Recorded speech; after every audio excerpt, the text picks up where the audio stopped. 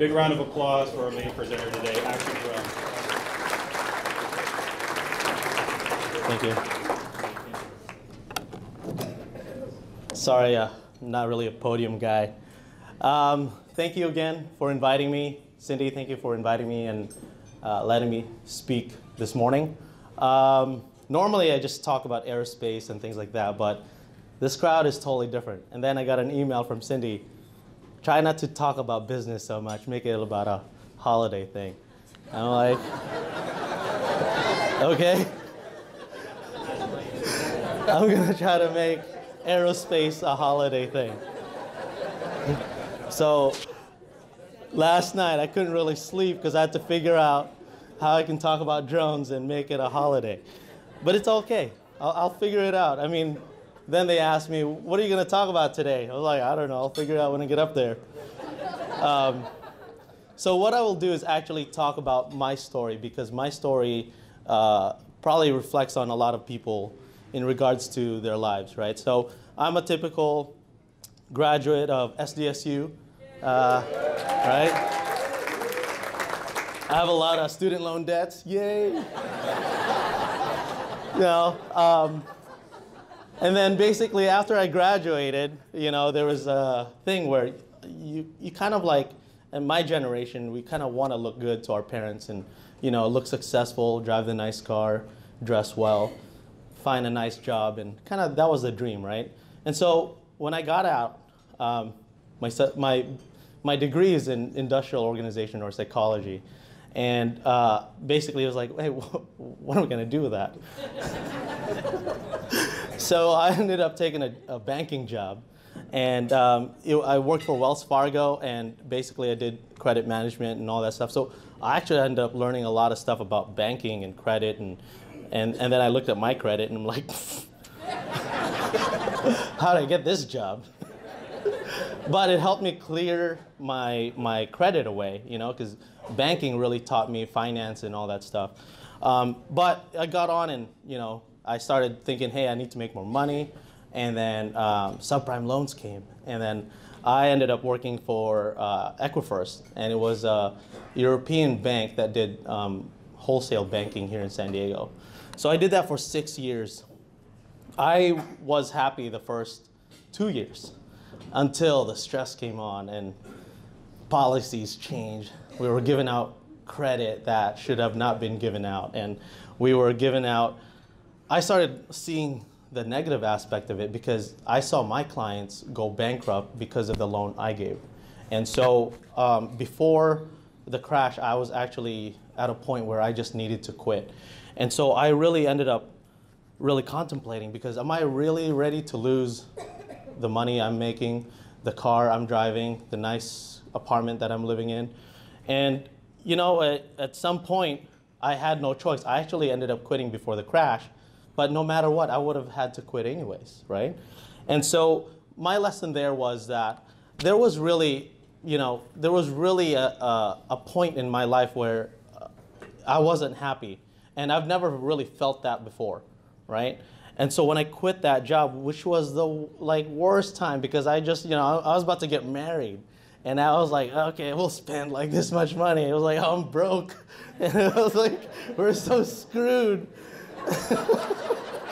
Well, my wife now, I tell her, I was like, don't worry, I got some savings. And I look at it, I was like, oh, yeah, we're so screwed. But we found a way. It actually took us a while to pay it off because I was supposed to pay it out cash, but that didn't happen because none of the 1 year bonus of whatever I was doing never came because I quit.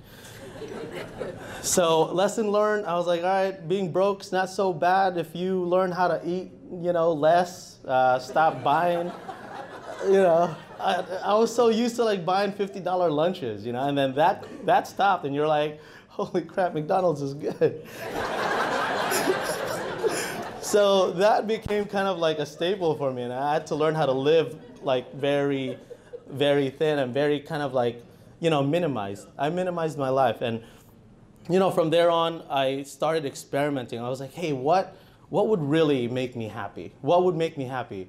I don't want to go back to banking. I don't want to do anything that that would not actually make me happy. So I started experimenting in the weirdest way. And so I was like, all right, I'll take a break from work and then I'm gonna play video games for a whole year.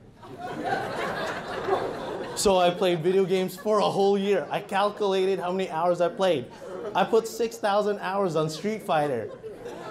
And then the reason why I did that is because I wanted to be a professional video game player. You know, it was kind of new back then, right? And then finally, like after 6,000 hours, I made some money here in San Diego, about 250 bucks. And then I was like, all right, I'm gonna go to the big time. I'm gonna go to the tournament in Vegas. So I went to the tournament in Vegas. I lasted 3 rounds. And I was like, man, all that 6,000 hours, I got 3 rounds, got beat by a kid from Canada. And I was like, this sucks. I was like, all right, I enjoy playing video games, but I know that this could have never been my career because I was already out of my prime in terms of video games. You know, kids. At 13, I was like getting my butt whooped, you know? And I was like, all right, let me do something else. How about I try helping at-risk kids? You know, this was a way for me to compensate for them kicking my butt. I was like, I'll help you guys economically. And so I started a thing called NGLP at my wife's church. It's called a New Generation Leadership Program.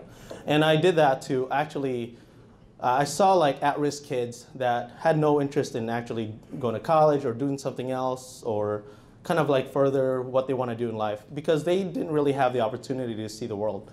And so what I did is I kind of asked them, like, hey, why don't we do some fundraising and get you guys some money so we can go snowboarding. I love snowboarding, so it was kind of like using the kids, right?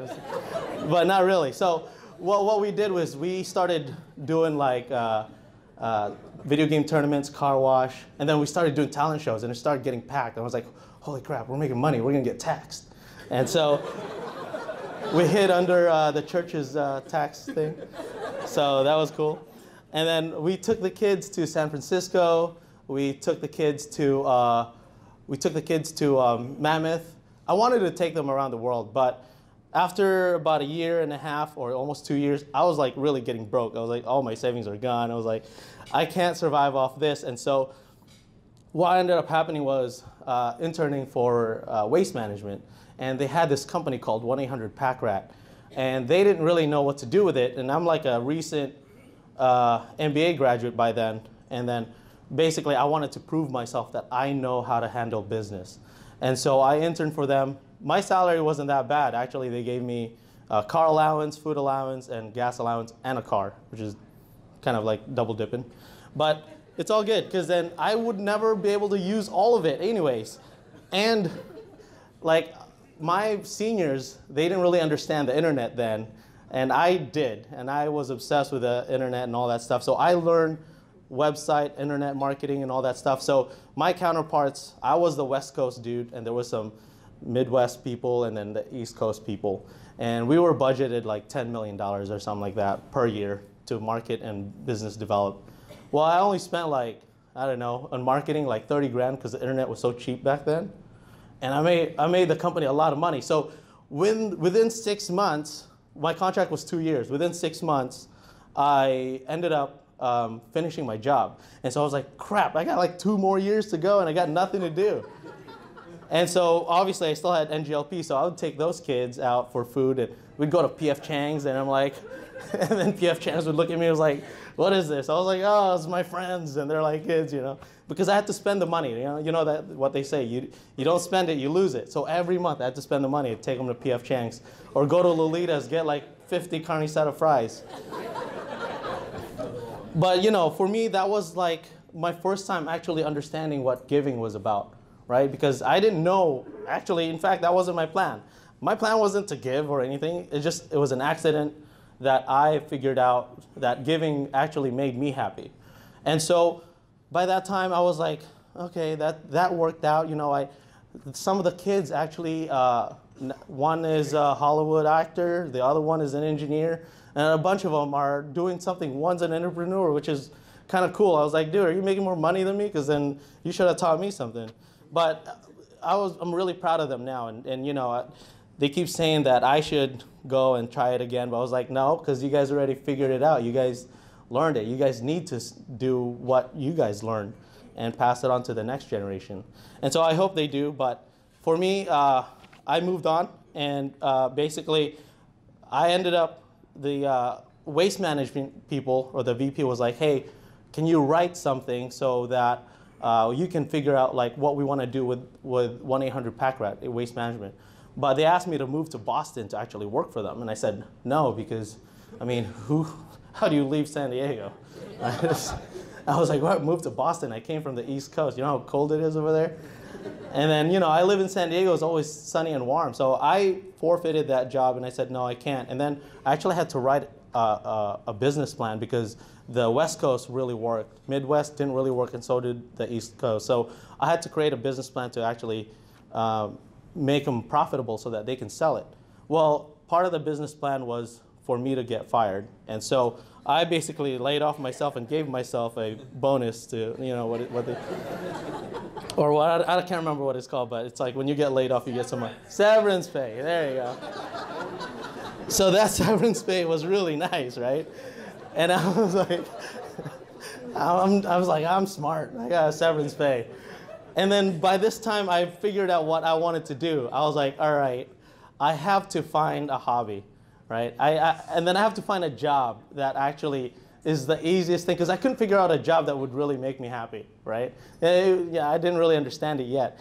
And so I was like, all right, what's the easiest job? I literally went down to my apartment complex, and I was like, hey, what do you guys do? You know, the property managers. It was like, oh, we just, you know, on the computer and then wait for people to come. I was like, I'll do that.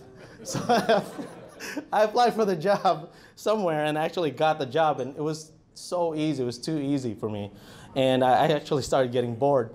And so I asked my wife, I was like, hey, I need a hobby. And I was like, what's wrong with Street Fighter? I was like, I suck at it. And then she goes, then I asked her, I was like, look, I either get a piano, or please buy me a piano. And it was more begging, like, trying to be manly here. I asked her to get a piano or drone equipment, or it wasn't called drone equipment yet. It was like RC equipment or whatever. And then she Googled it. She's like, piano, $3,000. Airplane stuff, $150. So she picks the $150. And that's literally how I got my first equipment. And I got it, and enthusiastically I put it together in our living room.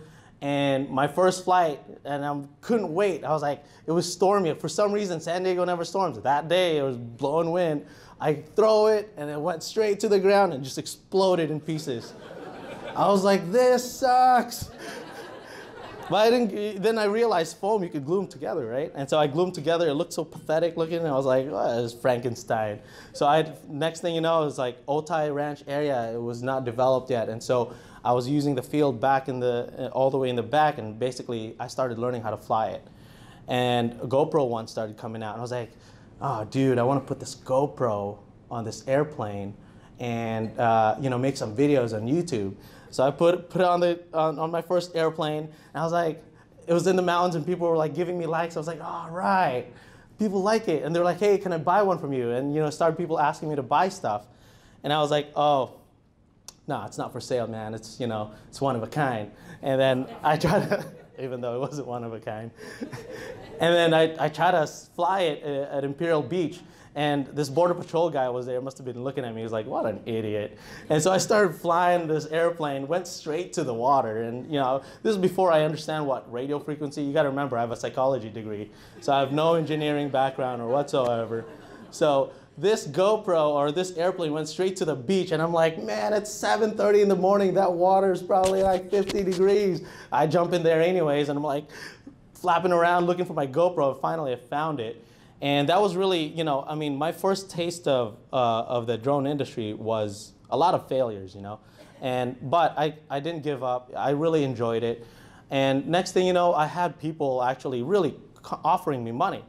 And so I was still in property management, and basically by then I was in property management for 3 years. And so I figured out efficiency in regards to like how to show properties, closing deals. My property was doing really well, so they never questioned what I did.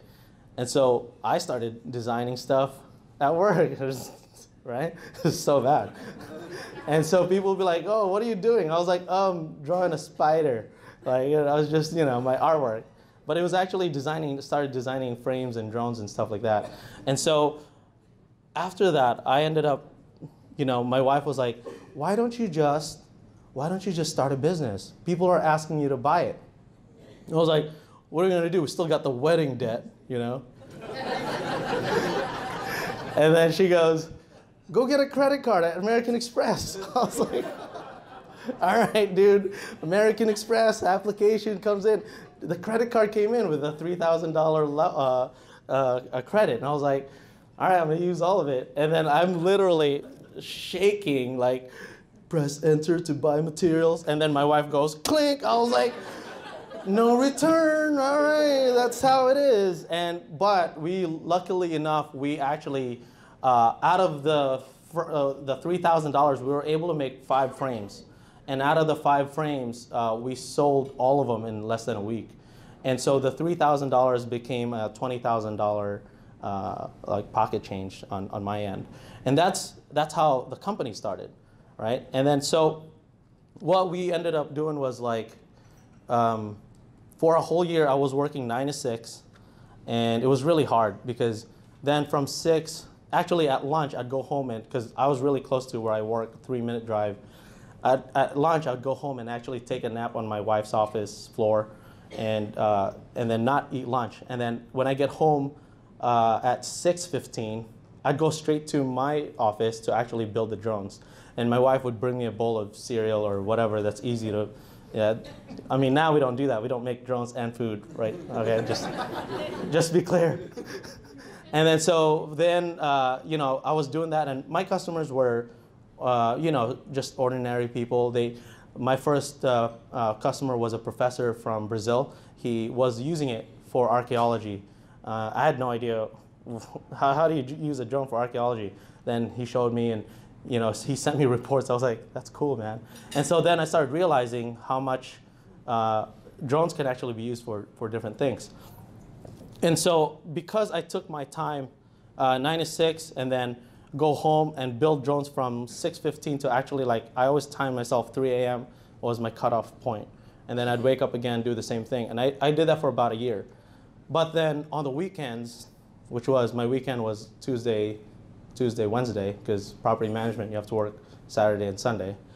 Tuesday, Wednesday would be where I would start flight testing. But because I was on Facebook and YouTube, we started getting like crazy followers on our Facebook. Like, we always had neighborhood kids that would say, hey, or it was really the dad that wanted to see it. Hey, my kids wants to see the drone. Oh, okay, dude. Sure, bro. And so I would always take my time to kind of like bring the kids. I still have pictures, and you know, we just did our 5-year anniversary, and it's hilarious. I'll scroll through my pictures, and I could actually see, you know, the progress and what we did. And most of the time, we gave a lot of our time to actually show the people what we really love to do. And it's funny enough because when we started, I started a thing called Friday Fly Day, or Saturday Fly Day was the original. And now it's the people that actually was with me on Saturday Fly Day, or whatever we called it. Some of them actually started their own drone company. And because he kept coming, he didn't really understand how he's gonna start a business. So I kind of told him how I did it. And then he started his own drone company catering to kids. And so my guy will actually fly one of the drones that this company now owns. And we now work together to actually teach kids how to fly drones using this toy. And as you can see, this guy right here is just wearing his goggles. Yeah, and there's a camera. Don't hit the delegates.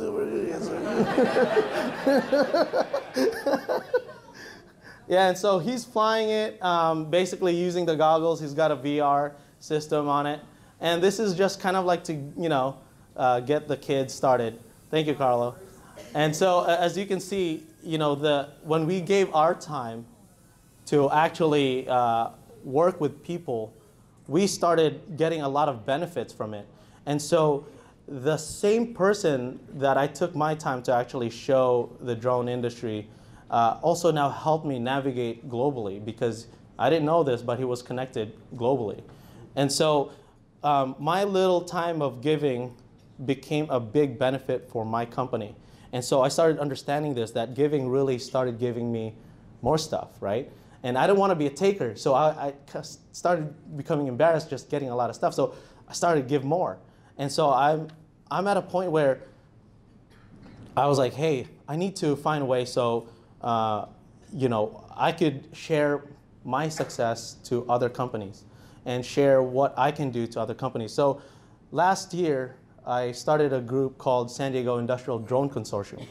And some members are actually here. And our main goal is one thing. It's to find opportunities for each other and to compete globally. But then, because I've been traveling a lot lately, even the global market and the global companies out there have been sharing the same exact concept.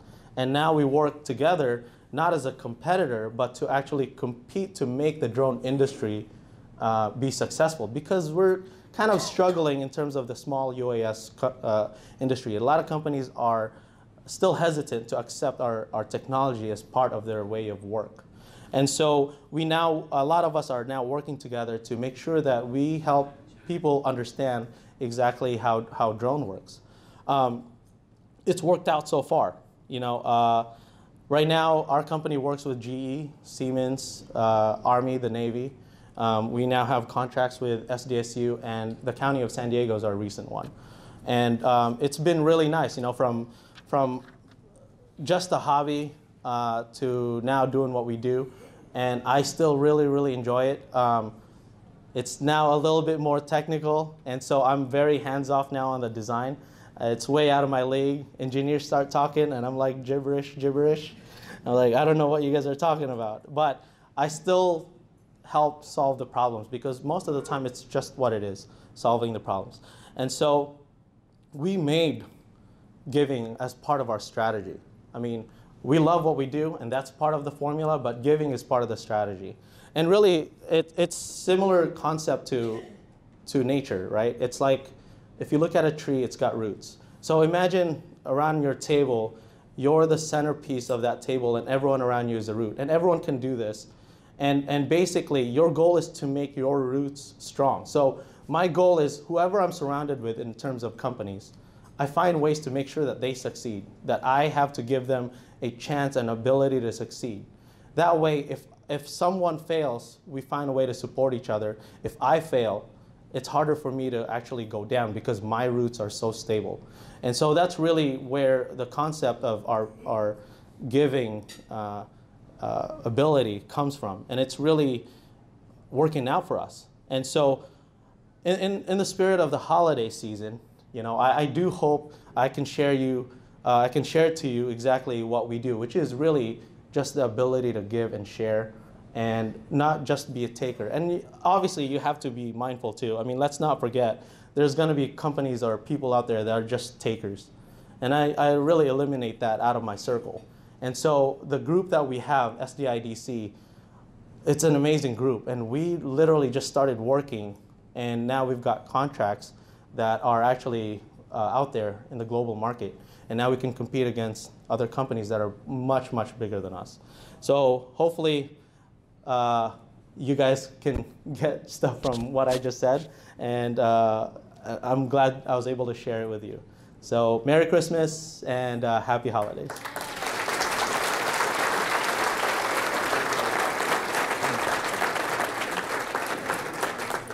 This is kind of weird. Yeah.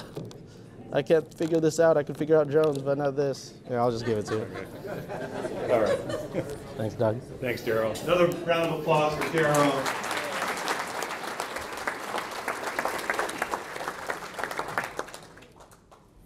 All right, I'm going to hold it. Daryl, we wish you continued success with Action Drone. I know you're doing a lot of stuff right here in the South County. We certainly appreciate it. And if things don't work out, you might consider stand-up comedy. Just saying.